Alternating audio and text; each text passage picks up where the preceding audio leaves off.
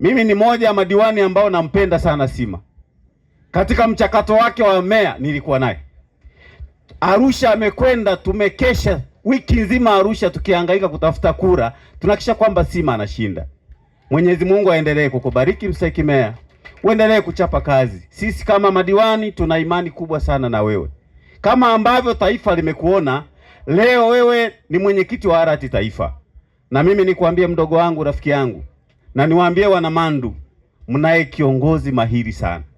Hamkukosea wakati mnamchagua, na kwa neema ya Mungu mimi nakutabiria miaka ijayo utakuwa ni kiongozi mkubwa sana wa taifa hili, na naomba Mwenyezi Mungu aendelee kukuongoza na ndoto zako unazozifikiria katika maisha yako zifike.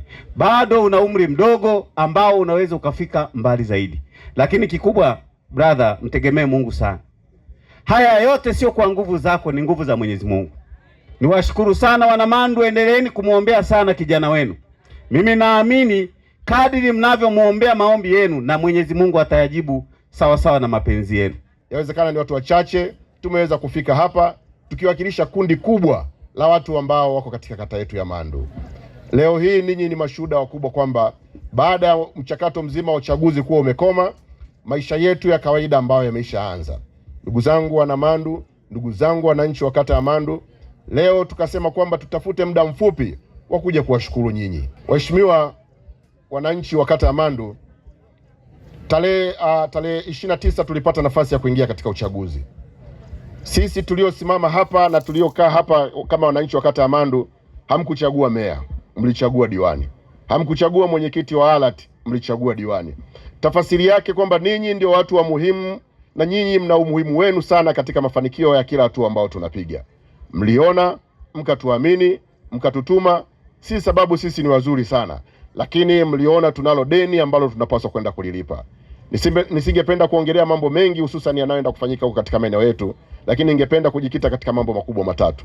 Jambo la kwanza, napenda niwape imani kubwa kwamba kazi hii mlizonituma mimi kutoka kata ya Mandu, lakini nao madiwani ambao wanatoka katika kata nyingine, huu ni wajibu wetu mkubwa ambao mmetuhakikishia na mmetupa nafasi hii, sisi tutaenda kuwatumikia. Leo madiwani ambao wamefika hapa na wengine wamepata udhuru, tafasiri yake kwamba halmashauri ya jiji la Mwanza linalo imani kubwa sana na wananchi wote waliotupa nafasi ya kutupigia kula.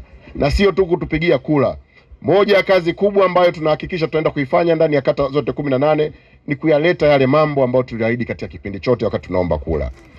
Leo napokuja mbele yenu, natambua zipo changamoto katika kata ya Mandu. Waswahili wanasema kwamba uzima wa neti ni matundu, si ndivyo jamani? Katika mafanikio yote changamoto hazikosekani. Natambua jambo la kwanza ambalo tunapaswa kulifanya ni ukarabati na ujenzi wa miundombinu ambayo imekuwa na changamoto. Tumepitia vipindi vigumu ambapo mvua zimenyesha kwa kiasi kikubwa. Leo tunajua kwamba tunayo kazi, mimi na waheshimiwa madiwani, kuanza kufanya marekebisho katika kata zetu zote 18 ikiwepo kata ya Mandu. Sababu leo nimewaita kuwashukuru, niwahakikishie kwamba tutashuka katika mitaa yote 11 kwa ajili ya kufanya mikutano na kutoa mpango kazi wa nini tutaenda kufanya katika kipindi chote cha miaka mitano.